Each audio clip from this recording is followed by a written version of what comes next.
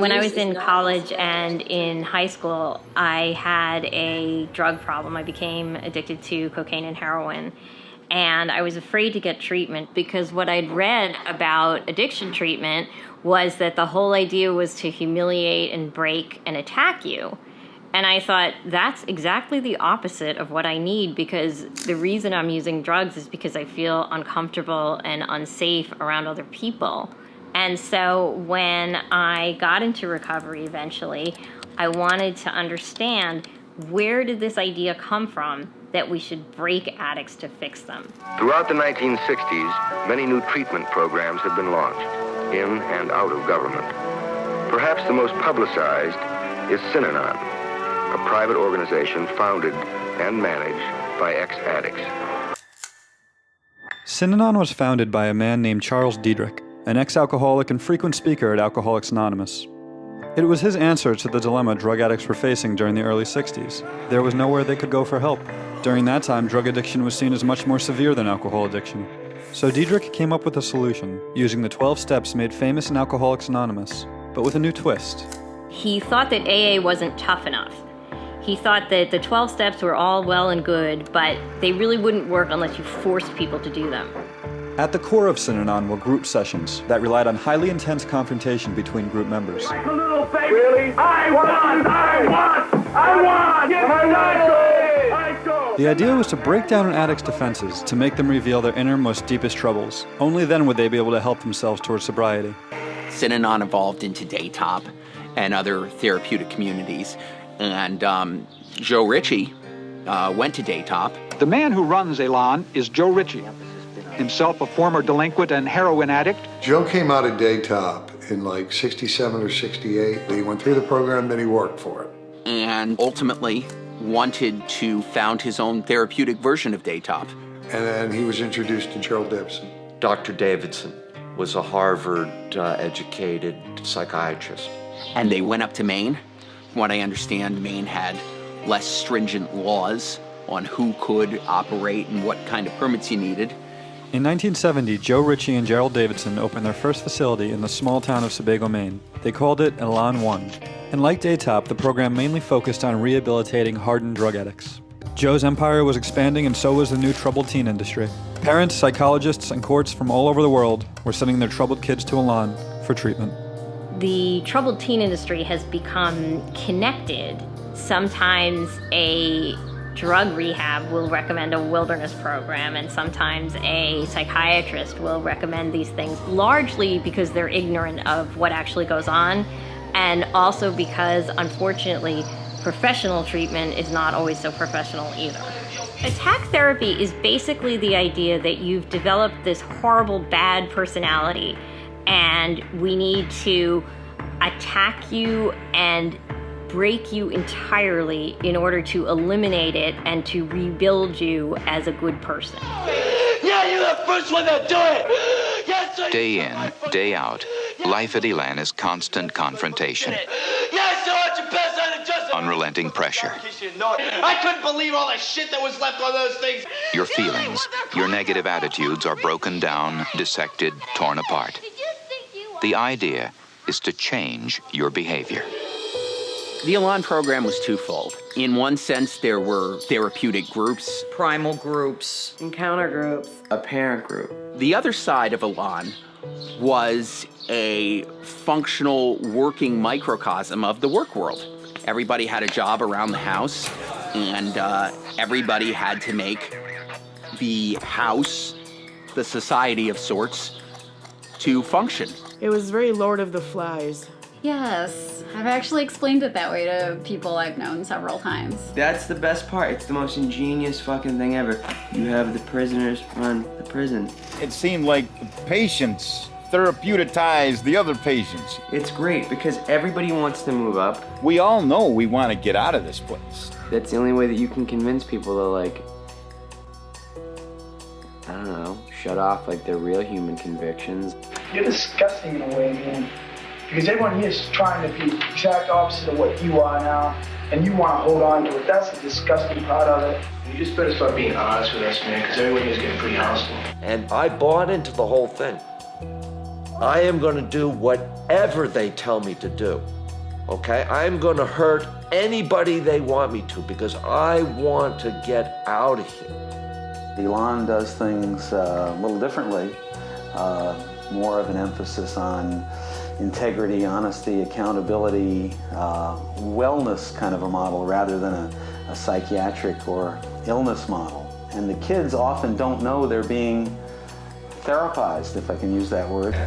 I don't know a lot about the staff at Elan. I do know that a lot of them were former residents who had graduated the program. And I don't know if there actually were any staff there with like formal psych training or anything. I don't think so. I never saw a psychiatrist while I was there. I never saw a psychologist. These were all people who had no training, no psychology classes.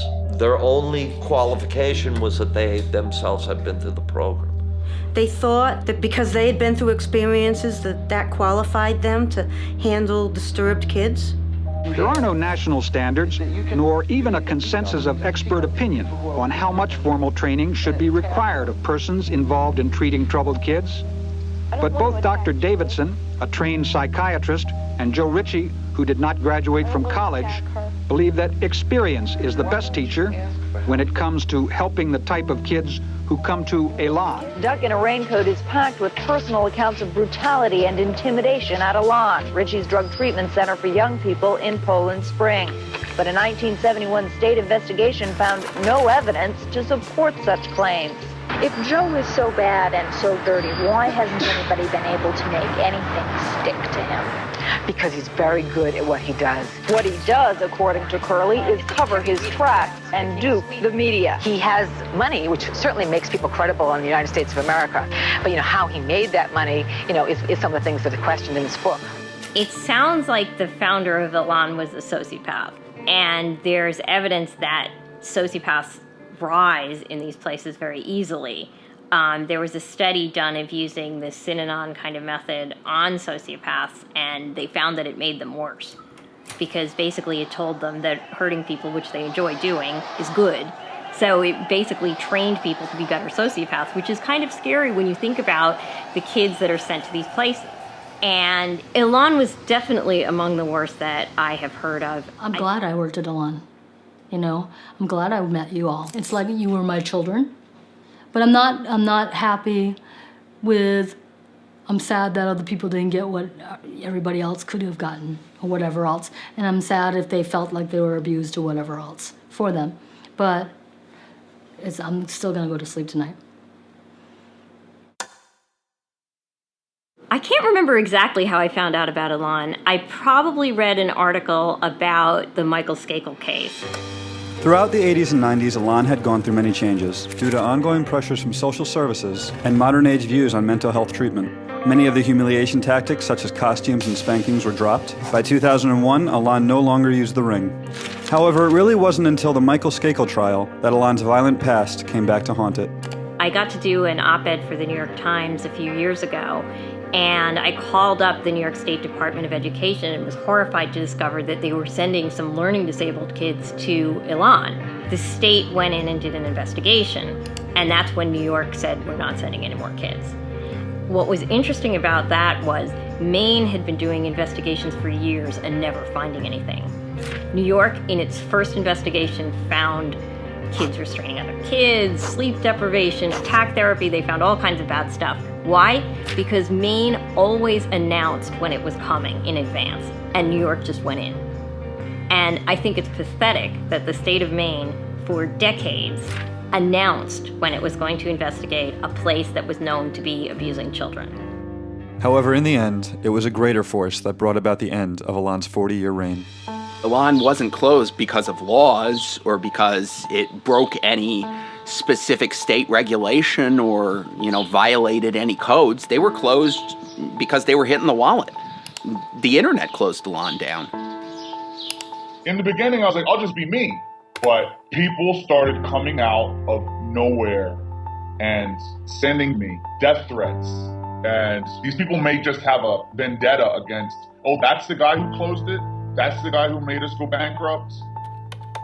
So when I started my crusade against Elan, it was maybe 10 years after I got out. And I just thought, well, hey, I'll just make a blog about it. But at the time, that really wasn't enough. I went on this website that my friend showed me, said, check out this website, it's called Reddit. And I made a post, and I already had a long bullet point list. I was very excited, I hit submit, and let me tell you, it went totally viral. It had like 5,000 upvotes, it was on the front page, it had thousands of comments. I mean, maybe 10, 15,000 comments. I can also remember very vividly the first comment, and it was some guy who wrote, you know, I didn't believe this when I first read it, but then I went on Google and I typed in the Elan School, and I can't believe what I'm reading. And that was it. I mean, once this Reddit community got a hold of it, which is like hundreds of thousands of people, it just spread like a virus. It went all over the internet. We had all said to each other on many, many occasions as residents in the house, if we could all get together and make somebody listen to us. But we didn't have social networking. We didn't have emails. We didn't have the internet. We didn't have all these things. But now with the internet and parents who are considering sending their kids there, they're going online and Googling Elan and seeing all these former residents who have nothing good to say about it, or most of them don't have anything good to say about the place. And that was it. That was it for Elan. And a lot of other alumni helped me. People insisted on being heard, and people wanted their story told, and people wanted is the truth. A sense of justice. So in effect, we shut them down. But again, I wish it had happened years sooner.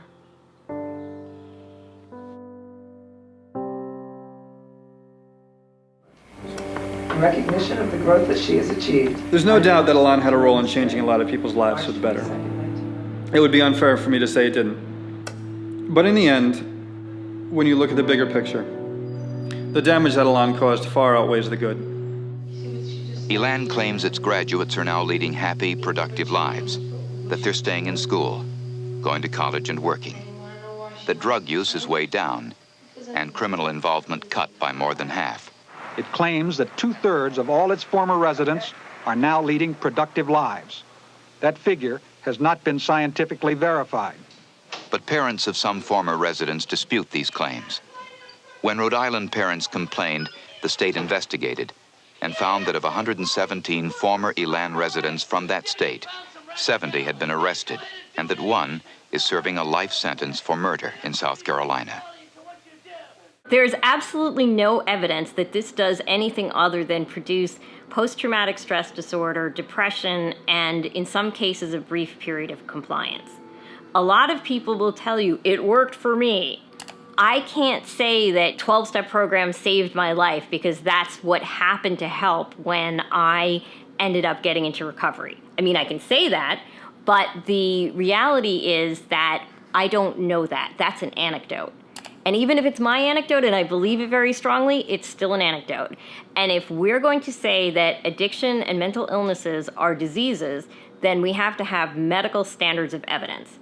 And by the medical standards of evidence, there is no data that suggests that this helps people, and there are lots of things suggesting that it does harm. I got out right when my class was graduating. So it was like being a rock star for like a month, because like you're out, you hit every grad party, and you got out of like, people were like, we thought you were dead, we thought you were in jail, we thought you were whatever. So it's like this incredible high for like a month and a half, and then it's just like, boom. Because then you gotta start to figure out how to do things like an adult, or what like the real world is, and everything like that. And then you get up there and I'm like, oh fuck dude, I don't have a clue what the fuck I'm doing. Like I don't know what I was doing with anything. I started going to school, I didn't know a goddamn thing.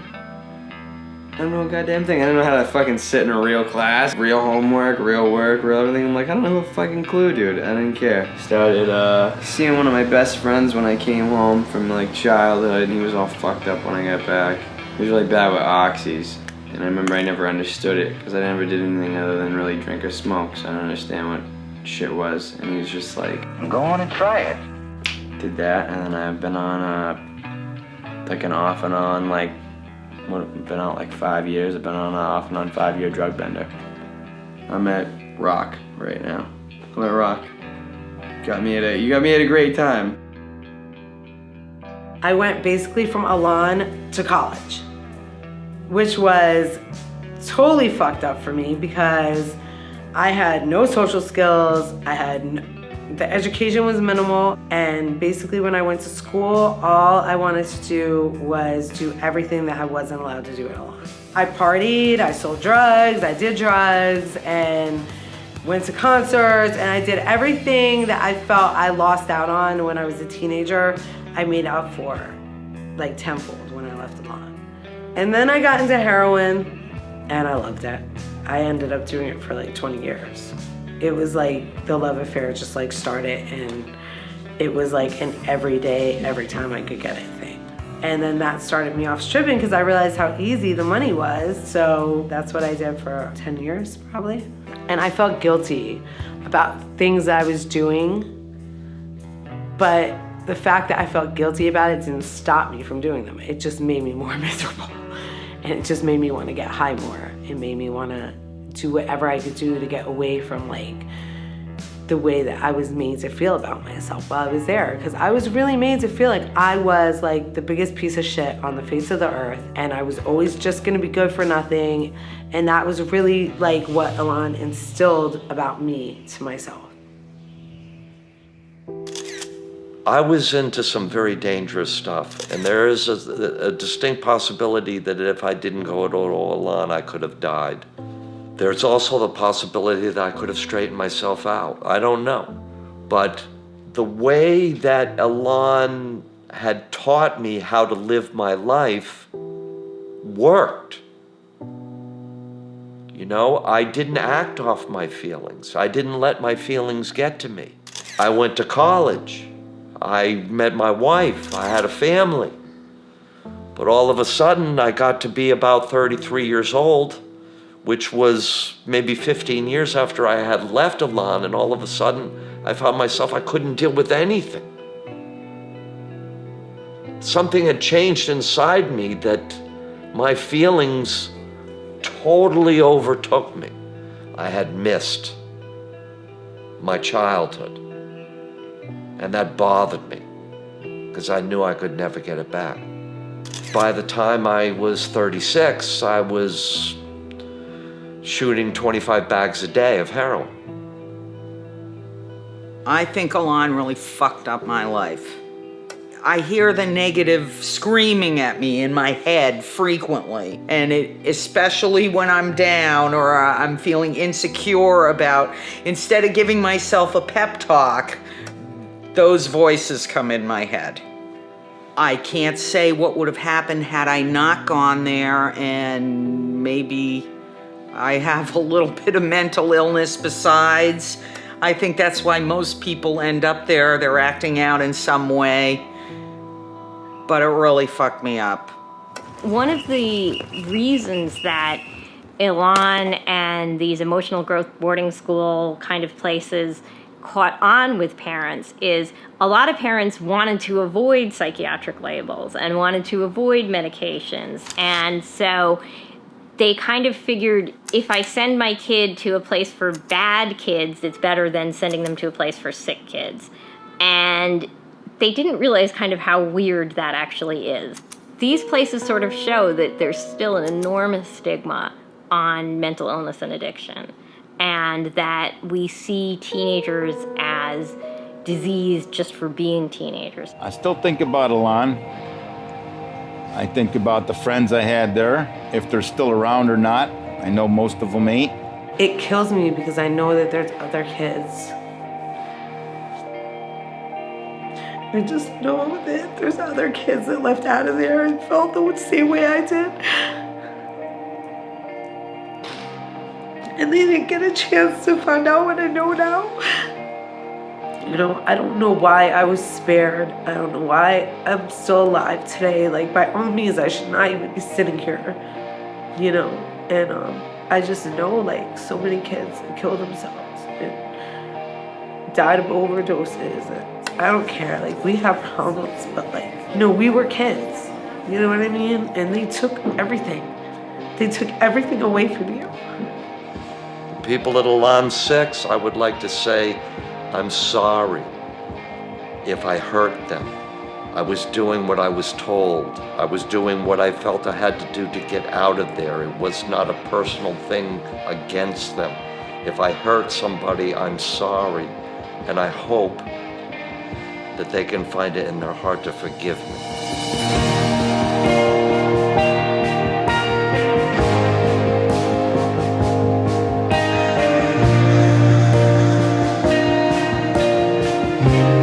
Well, I'm hoping that there will not be any more troubled teen industry. There's always been this sort of thread since Sparta where, we can make tough people by putting them through tough things. But that doesn't mean that we should traumatize people.